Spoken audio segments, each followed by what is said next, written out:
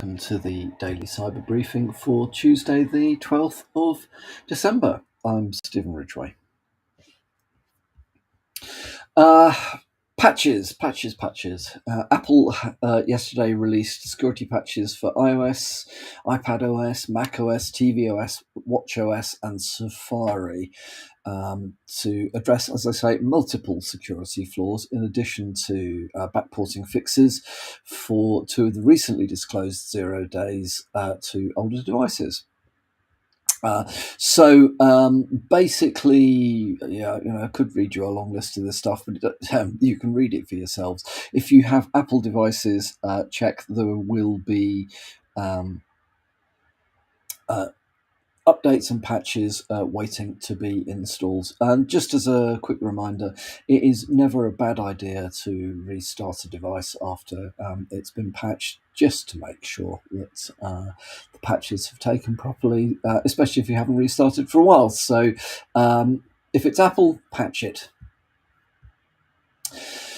There is a critical remote code execution vulnerability that has been discovered in Apache Struts 2.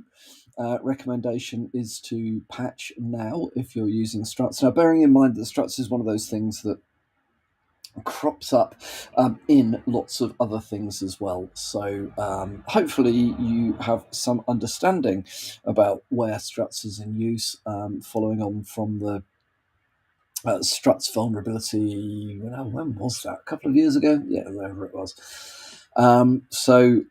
If you are directly using Struts in your environment or in applications that you are providing, definitely worth looking to get this patch rolled in. If you are aware that Struts is in use in some of the other stuff that you use, then look to your vendor for the patches.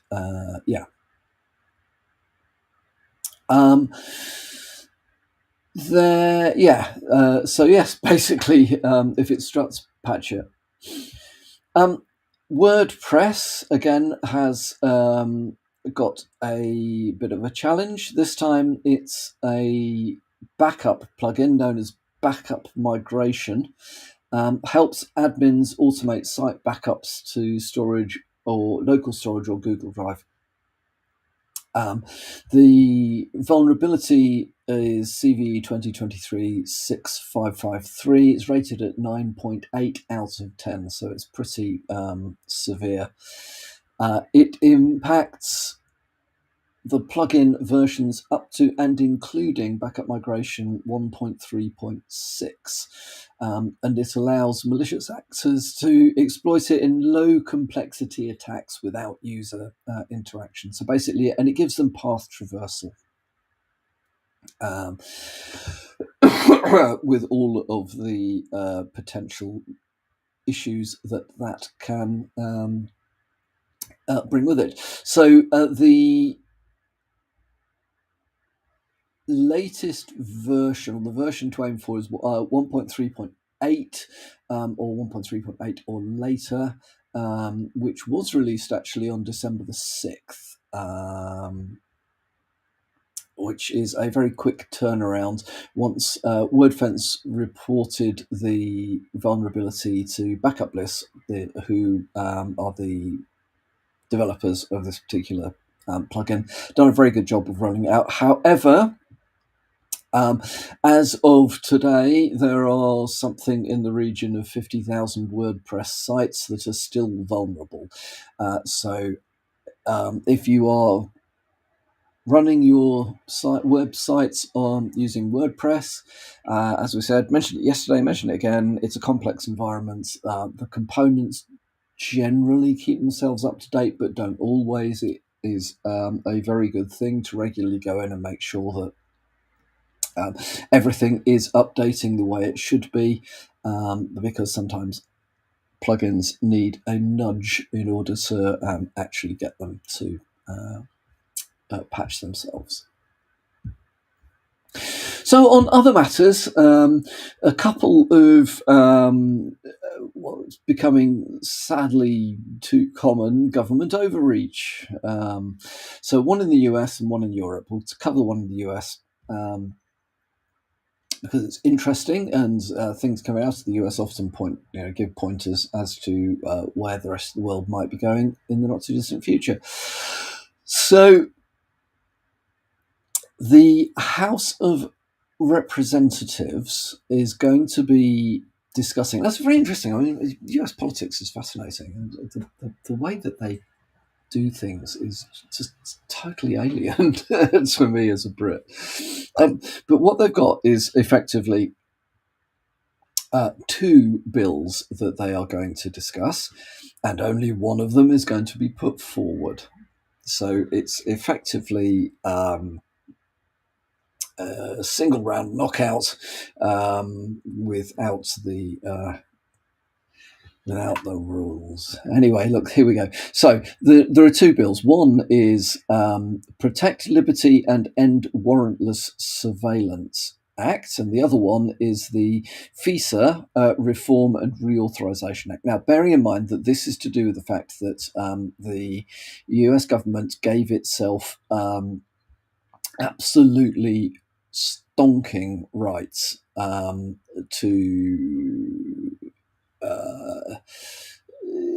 basically to intercept for surveillance purposes pretty much anything that they want to without a warrant if it involves somebody outside the US. So the Foreign Intelligence Surveillance Act is due to expire in 2024. So they're trying to work out what to do about it.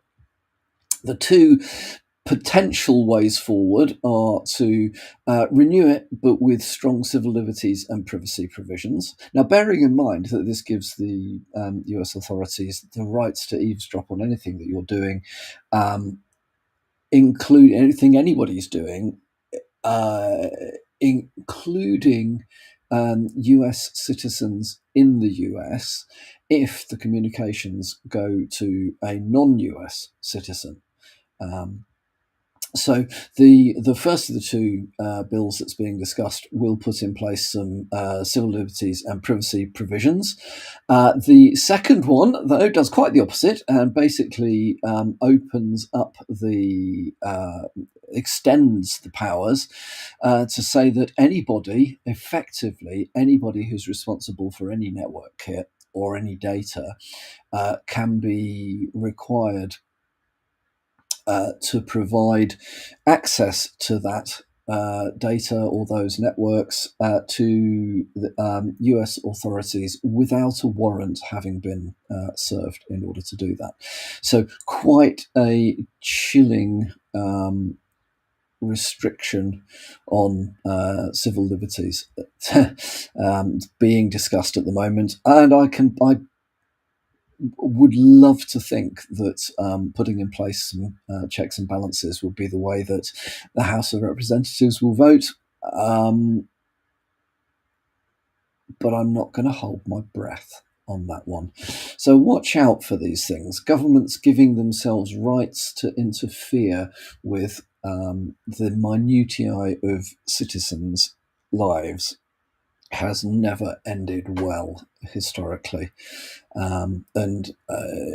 Unfortunately, there's a lot of sort of saber rattling and general stupidity in the discussions at the moment around these sorts of things. A lot of hysterical people screaming about this, that, and the other.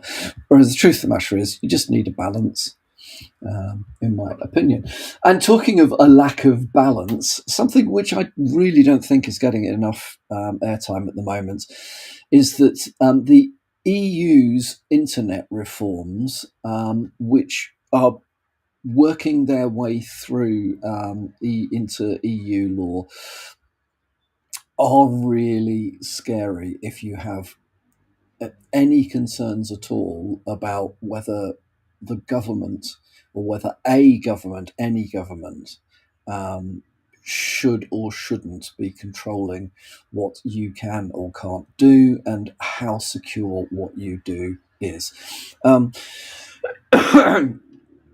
so basically, the EU is looking to implement a law that says all certificate authorities must be authorized by EU provided,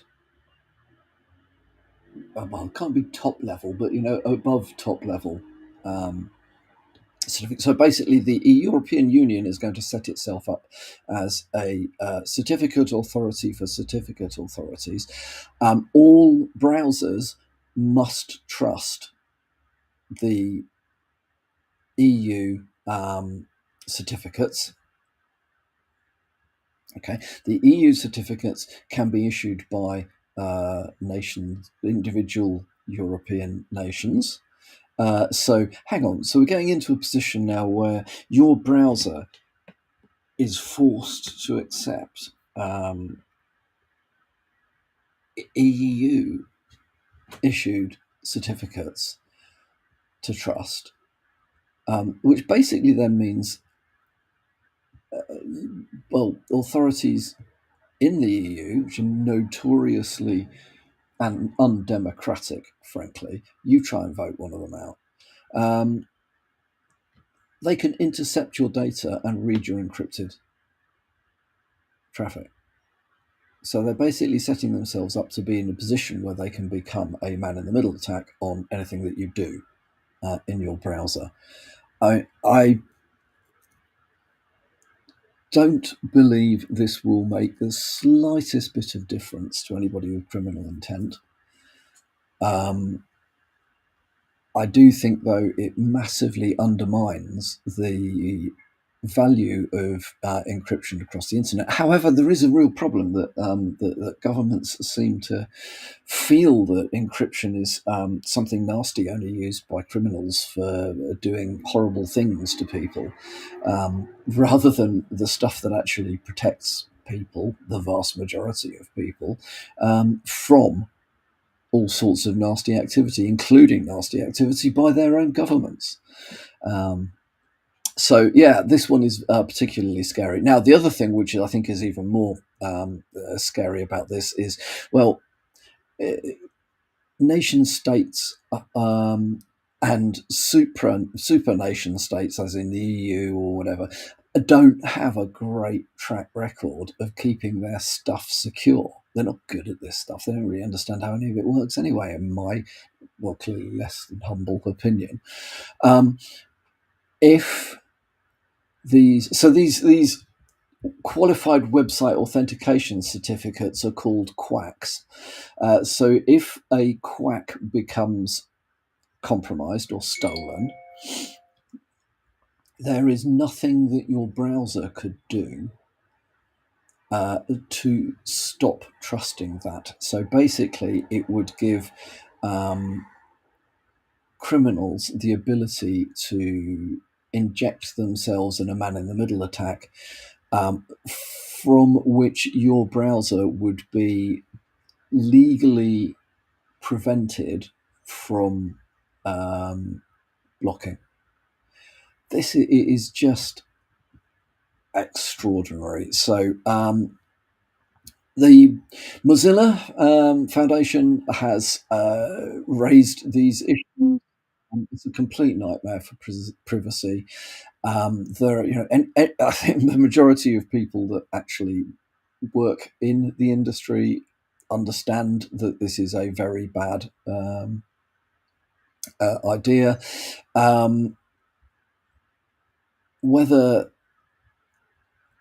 unelected, non-democratic, dictatorial government, not even a government, people are going to listen, who knows? There we are. So, not happy at all about this, because what you can see is, because it gets accepted in the EU, well, they're just going to try and force it on everybody else in the world, and to some extent, we just roll over and go, oh yeah, right, what the We don't really care. We'll just do it. This is a bad thing.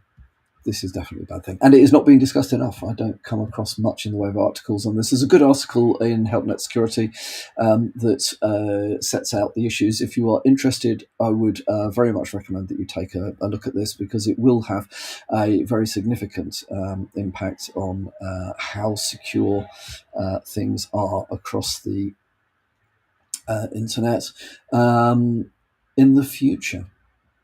So that is my rant of the day. I hope you have a great Tuesday. There is not going to be a briefing tomorrow morning because I'll be travelling. So I will be back with you again on Thursday.